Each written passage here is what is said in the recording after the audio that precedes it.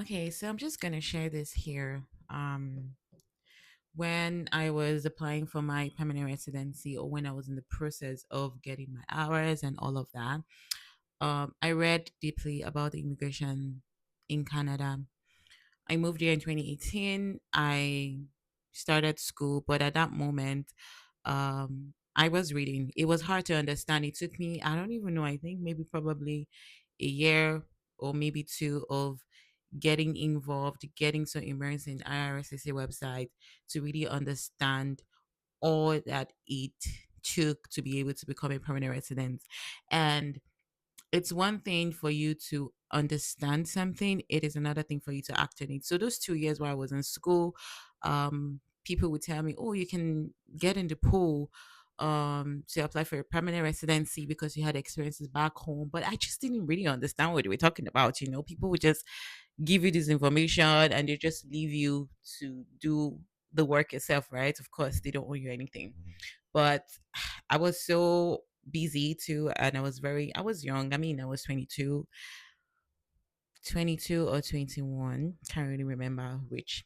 But I was in school, I went to get good grades. I went to like achieve my goal and be focused. So trying to immerse my head into the immigration system at that point was something I just did step by step. So, like I said, I would read about it, I'll come back and read about it again and again. I followed pages that talked about immigration, I followed immigration consultants, and I was able to understand everything that you know, that would get me to that particular goal in life. So I would say if you are someone who is in school or planning to move here at some point, please immerse yourself in, reading on the IRCC website, because the truth is that everybody's situation is very unique. Okay, what I did would probably not apply to you, right? Um, so everybody's situation is unique. You can learn from other people's experiences, but you cannot fully just take everything that everybody have said and start, you know, using it for your own, using the entire thing. So take things that you can take segments of whatever it is people are telling you online, you're hearing from people, and trying to apply to your situation and see how you can fit into that particular thing to make yours work for you, right? So I would say be very flexible. One thing that you want to be able to do is be very flexible in the sense of you are willing to move to wherever is going to get you that paper, because that's very important. You want to be able to be sure that you can stay here, that you can leave whenever you want to, you can remain here without problems, you can have you can apply for jobs without any issues. So you want to be flexible. A lot of people are so rigid in the sense that, oh, now that you're in Sudbury, it's Sudbury or never. It is here that I want to stay. But you can't really determine that if you've not gotten your paper.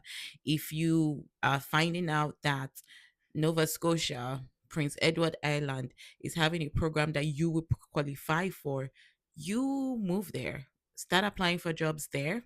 Definitely, before moving, don't just move blindly. Apply for jobs.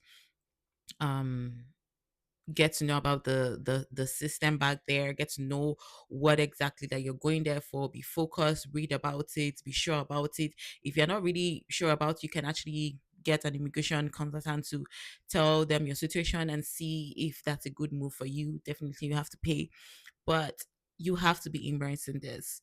Okay, so do not take that for granted.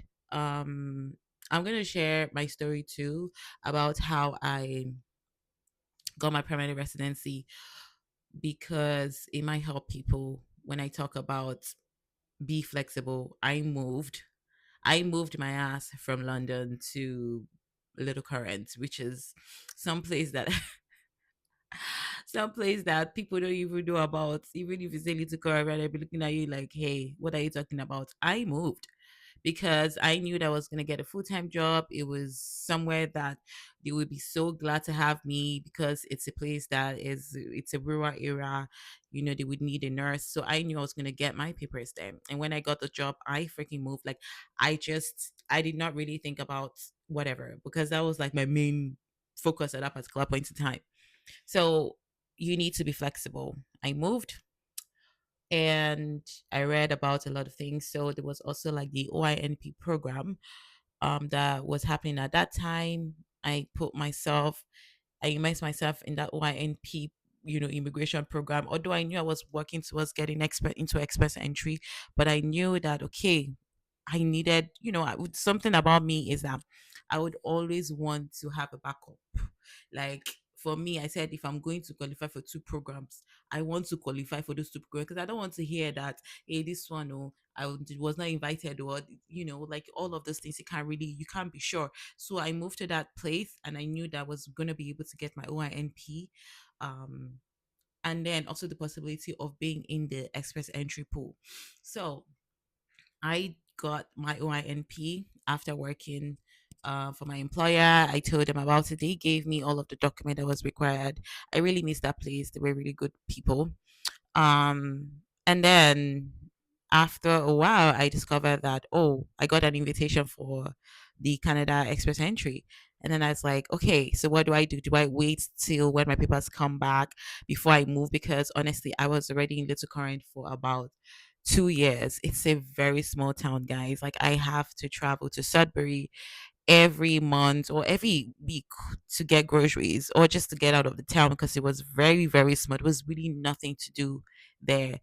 But I was just like, okay, do I wait here? I sat down and calculated my move. I'm like, do I wait here till when my Canada Express entry comes out? But I said I was already in the pool. I think I already applied for the Canada Express entry. I submitted everything. I was like, when I put in the papers, I was sure that I was going to get it.